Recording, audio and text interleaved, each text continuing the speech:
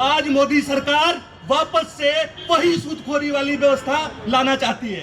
ए काफिले वालों, तुम इतना भी नहीं समझे, लूटा है तुम्हें रहजन ने रहबर के इशारे पर।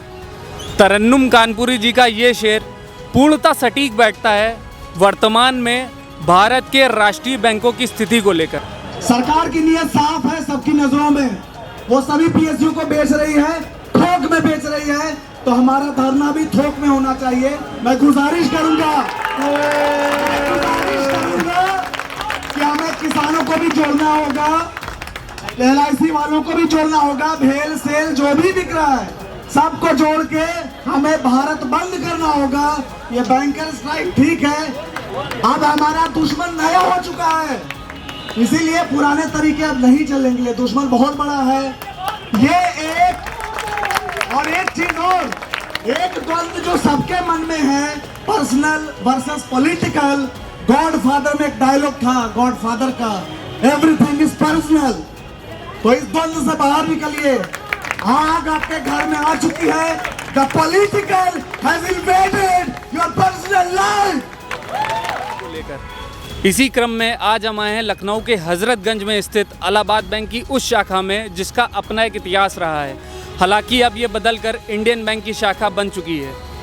साल 2017 तक भारत में जहां 27 राष्ट्रीय सरकारी बैंक हुआ करते थे, वहीं इनकी गिनती अब सिमटकर मात्र 12 तक रह गई है।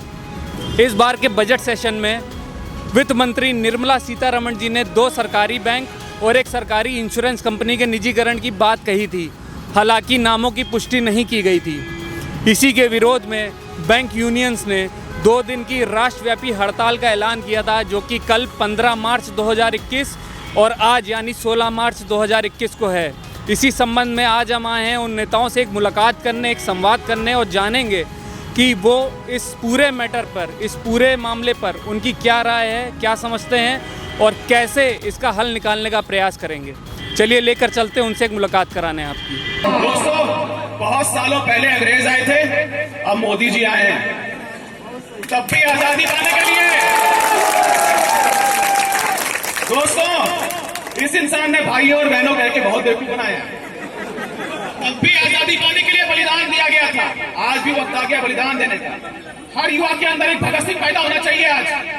आज ले लीजिए कसम, निजीकरण नहीं होने देंगे।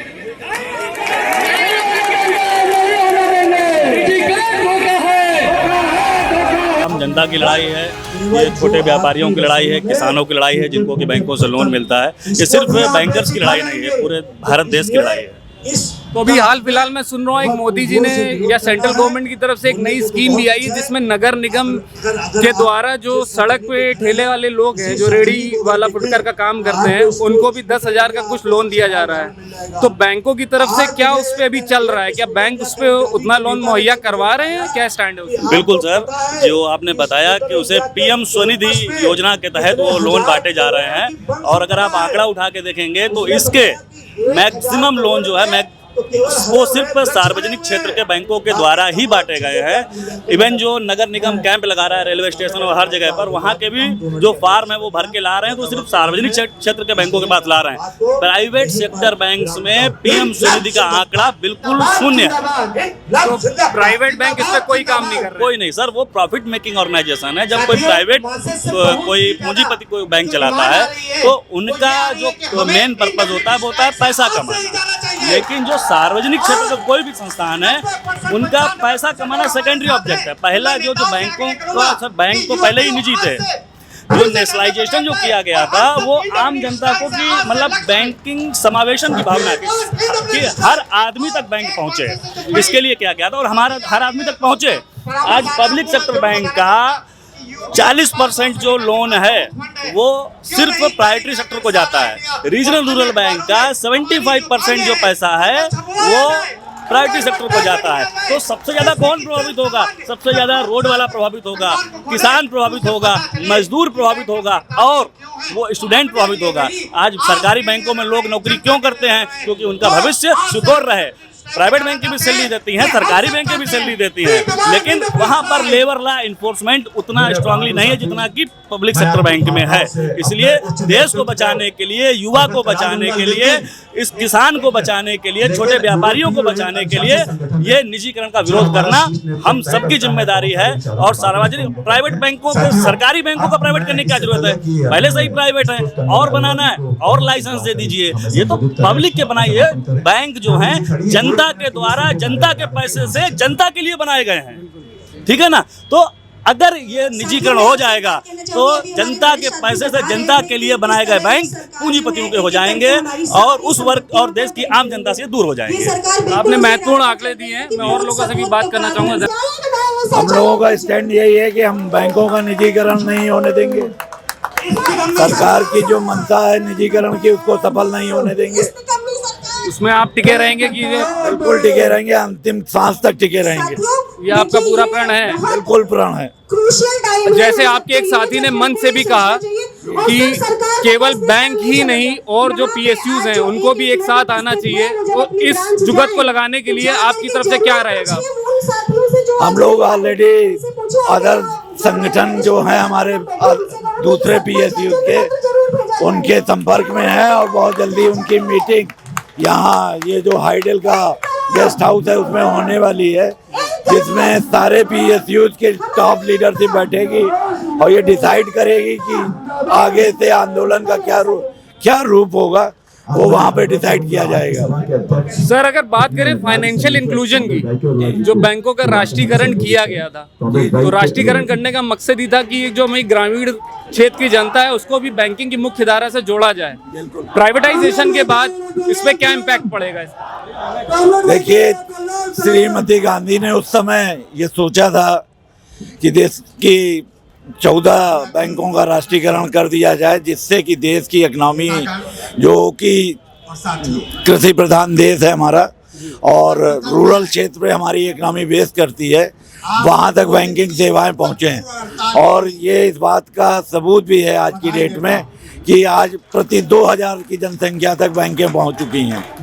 ये उसी राष्ट्रीयकरण का परिणाम है कि आज हम गांव-गांव में काम कर रहे हैं, चाहे वो ग्रामीण बैंक के रूप में हो या राष्ट्रीयकृत बैंक के रूप में हो। और आज जो अर्थव्यवस्था का ये रूप दिख रहा है उसमें बहुत बड़ा रोल इन राष्ट्रीयकृत बैंकों का और ग्रामीण बैंकों का रहा है, जिन्होंने इसको आगे बढ़ाने के लिए अपना पूरा योगदान दिया है। 2 दिन की स्ट्राइक हम लोगों ने की है, उसका मेन कारण यही है कि अगर राष्ट्रीयकृत बैंकों को प्राइवेट किया जाता है तो ये निश्चित है कि जो राष्ट्रीयकृत बैंकें हैं या जो प्राइवेट बैंकें आएंगी वो प्रॉफिट मेकिंग तो होंगी, लेकिन उनका कहीं पे भी सोशल वर्क की तरफ कोई ध्यान नहीं होगा।